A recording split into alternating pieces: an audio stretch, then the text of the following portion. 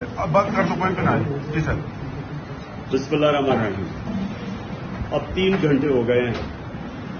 3 گھنٹے سے مجھے انہوں نے یہاں رکھا ہوا ہے عدالت کے اندر, جانے نہیں دے رہے.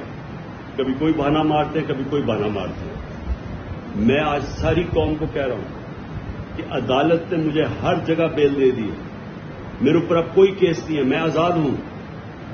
اس کے باوجود انہوں نے مجھے یہاں کڈنیپ کیا ہوا ہے, زبردستی رکھا ہوا ہے. میں ساری قوم کو آج یہ بتانا چاہتا ہوں کہ ان کی بدنیتی ہے, یہ پھر سے کچھ کرنا چاہتے ہیں.